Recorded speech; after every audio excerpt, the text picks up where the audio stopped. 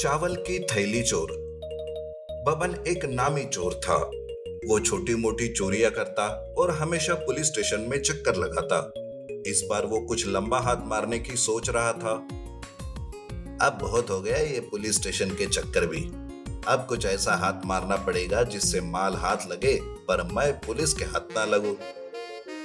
बबन ऐसा सोच रहा था कि तभी वो एक डिलीवरी बॉय को देखता है। वो लड़का एक घर में चावल की बोरी डिलीवर कर रहा था। बबन उस लड़के के पास जाता है और कहता है, अरे सुनो, क्या तुम कहीं पर भी कुछ भी डिलीवर कर सकते हो?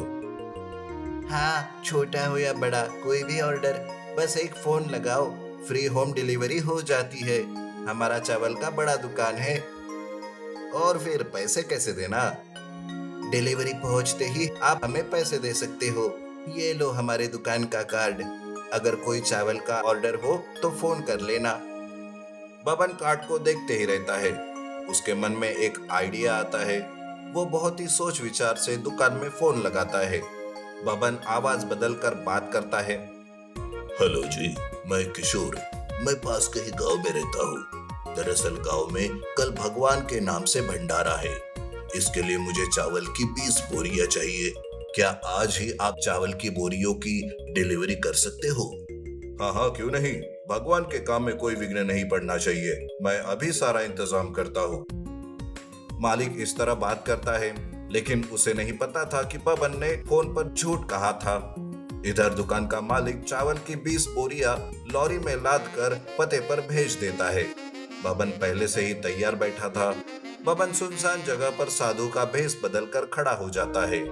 साधु को बीच रास्ते में देखकर लॉरी का ड्राइवर लॉरी रोक देता है। तब बबन साधु के रूप से कहता है, बच्चा कहाँ जा रहा है? हमें भी गांव तक ले चलो। हाँ, पर उसके पहले ये भगवान का प्रसाद खा लो।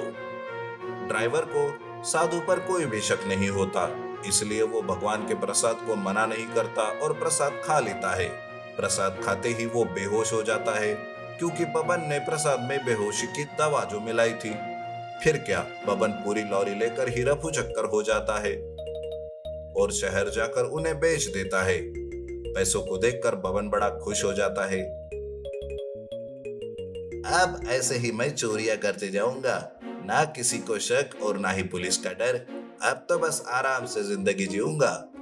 उधर दुकान मालिक को जब ये बात पता चलती है तो वो अपना सर ही पकड़ लेता है। वो पुलिस में अपनी चावल की बोरियों की चोरी की शिकायत करता है। पुलिस भी चोर को ढूंढ रही थी, पर वो चोर उनके हाथ ही नहीं आ रहा था।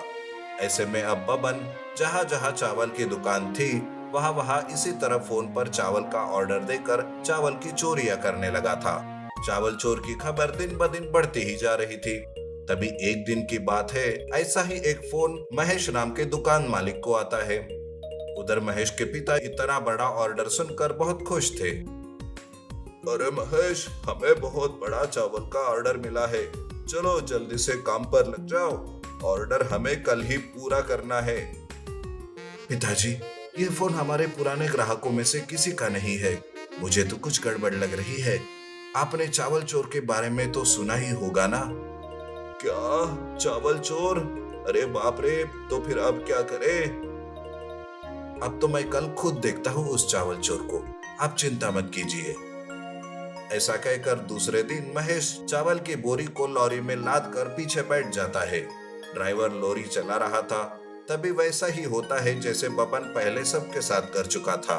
ड्राइवर बेहोश और बबन लॉरी को लेकर अपने ठिकाने आता है।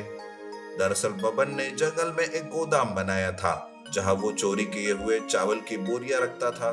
महेश लॉरी से नीचे उतरता है। इसका मतलब मेरा शक सही निकला। मैं अभी पुलिस को फोन करता हूँ। तब महेश चुपके से पुलिस को वहां बुला लेता है। तो बबन लॉरी से चावल की बोरियां गोदाम में रखने लगता है। कुछ ही देर के बाद वहां पुलिस पहुंच जाती है और बबन को रंगे हाथ पकड़ लेती है। तभी महेश भी सामने आता है। अच्छा, तो तुम हो वो चावल चोर। बच्चू, तुमने सबको बड़ा परेशान किया था। अब तुझे इसकी अच्छी सजा मिलेगी। इस तरह बबन को जेल होती है। बबन के गोदाम से जितनी भी चावल की बोरियां मिलती है वो उन्हें गरीबों में बांट देता है। जादुई बफेलो एटीएम चोर।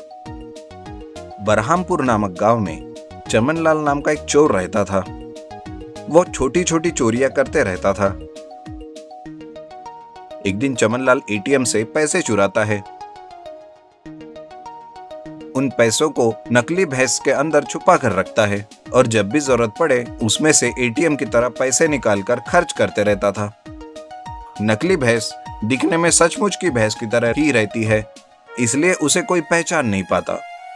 पुलिस सीसीटीवी फुटेज में देखने के बावजूद चेहरा ढके होने के कारण चोर को पकड़ नहीं पाते। इसलिए उसी एरिया के सारे चोरों को पूछताछ करते हुए चमनलाल के पास आकर पूछताछ करने लगते हैं। चमनलाल कहता है, क्या सर, जहाँ कहीं भी चोरी होती है आप मुझे पूछताछ करने के लिए आ जाती है? मैं चोरी करना छोड़कर बहुत दिन हो गए सर। अभी बस करो। चोरी करने वाला हर बेवकूफ यही बातें करता है। तुम्हारे एरिया के एटीएम से चोरी किसने की बताओ। कुछ नहीं जानता साहब मैं उस चोरी के बारे में, उससे मेरा कोई संबंध नहीं। ऐसा है? क्यों इस भैंस को अपने साथ लेकर घूम रहे हो? ऐसा कुछ नहीं है साहब, मैं चोरी करना छोड़कर भैंस के दूध को बेचकर अपना जीवन बिता रहा हूँ। मुझ पर आप भरोसा कीजिए। हाँ ठीक है। वैसे भी लग रहा है कि तुमने वो चोरी नहीं की। अब जाओ यहाँ से। पुलिस को इस तरह कहते ही चमनलाल के जान में जान आ जाती है। चोरी की बात पुलिस जान नहीं सकी, ये सोचकर अंदर ही अंदर वो खुश होकर वहां से चला जाता है। लेकिन इधर पुलिस कहती है, सुनो कांस्टेबल, आप लोग इस पर नजर रखना। देखना ये इस भैंस के साथ ही क्यों घूम रहा है, इसका और इस भैंस का क्या कनेक्शन है। आप लोग भैंस बदल कर इस पर नजर रखो और सारी कहानी मुझे पता करके बताओ। इस तरह पुलिस अपना भेष बदलकर चमनलाल के घर के बाहर आकर खड़े होकर उस पर नजर रखते हैं। चमनलाल रात के समय भैंस को अपने बेडरूम में लेकर जाते हुए देखकर पुलिस आश्चर्यचकित हो जाती है और सुबह होते ही फिर भैंस को आंगन में बांधकर उसका दूध निकालने का और उसे चारा खिलाने का वो नाटक करते रहता है। लेकिन भैंस दूध नहीं दे रही है और चारा भी नहीं खा रही है। ये बात पुलिस पहचान लेती है। अगले दिन रात को एक असली भैंस को लाकर उसकी नकली भैंस के स्थान पर रख देते हैं। सुबह जब चमनलाल उसका दूध निकालने का नाटक करने लगते हैं तो वह जोर से लात मारती है। इससे चमनलाल को पता चल जाता है कि वह असली भैंस है। पुलिस नकली भैंस की जांच करने पर पता लगता है कि वो नकली है। पुलिस तुरंत ही चमनलाल के घर पर जाकर उसे अरेस्ट करके पुलिस स्टेशन ले आती है। इंस्पेक्टर साहब पूछते हैं, चमनलाल, तुम्हारा सारा भांडा फूट गया और नकली भैंस लेकर क्यों घूम रहे हो? सब पता चल गया। सीधे सीधे बताओ, एटीएम का सारा पैसा कहाँ छुपाया है? अब कहानियां मत सुनाना, वरना हमें अच्छी तरह से आता है सच कैसे उगलवाते हैं, वो भी हमारे स्टाइल में। समझ गए ना? जब चमनलाल पुलिस को सारा सच बता देता है और उसकी नकली भैंस में छुपे सारे एटीएम के पैसे बाहर निकालकर पुलिस को देकर खुद को सरेंडर कर लेता है। गोट एटीएम वाला। बलरामपुर नाम के गांव में गजोधर नाम का एक आदमी मटन बेचने का काम करता है। उसका एक शौक रहता है, वो पूरे बदन पर गहने पहनता है और वैसे ही घूमता भी है। उसका ये शौक दिन ब दिन ज्यादा ही बढ़ता है। उसे देखकर लोग भी बड़े हैरान होते हैं। लेकिन गजोधर को अब और गहने चाहिए होते हैं जो इस धंधे में वो कमा नहीं पाता। ये सोचकर वो दूसरा धंधा करने की सोचता है, लेकिन उसे समझ नहीं आता कि करे तो क्या करे। तभी उसकी नजर उसके पास बांधी हुई एक बकरी पर पड़ती है। अरे वाह, अगर इस बकरी के अंदर मैं बैठ सका तो मैं नया धंधा शुरू कर सकता हूँ। दूसरे ही दिन गजोधर एक रिमोट से चलने वाली बकरी बनाता है और उसके अंदर बैठकर एक गांव में जाता है। वो धीरे धीरे बकरी के जैसे चलकर लोगों के पास जाता है और उनसे कहता है, सुनो भाई गांव वालों, मैं आपसे कुछ कहना चाहता हूँ। बोलती हुई बकरी को देखकर सब लोग परेशान होते हैं। एक मानिक नाम का आदमी बकरी से पूछता है, अरे ये क्या, तुम बकरी होकर इंसानों के जैसे बात कैसे कर सकती हो? देखो भाइयों, मैं तुम सब गांव वालों की मदद करने यहाँ आया हूँ। मुझे डायरेक्ट भगवान ने खास तुम गांव वालों की मदद करने के लिए भेजा है। तभी एक दूसरा आदमी पूछता है, लेकिन तुम हमारी कैसी मदद कर सकते हो? तुम लोगों के पास जितने भी पैसे हो या गहने वो तुम मुझे खिलाओगे तो मैं उसका डबल आप लोगों को दूंगा। जैसे कि अगर आपने मुझे 1000 रुपए खिलाए तो मैं आपको 2000 रुपए दूंगा, और अगर आपने सोने का गहना जैसे कि माला मुझे पहनाई तो मैं उसे भी डबल करके आप लोगों को दूंगा। क्या सही में ऐसा हो सकता है? हाँ हाँ, इसलिए तो मुझे भगवान ने तुम्हारे गांव में ही भेजा है। अगर आप लोगों को यकीन नहीं है तो ठीक है, मैं दूसरे गांव चला जाता हूँ और वहां के लोगों की मदद करता हूँ।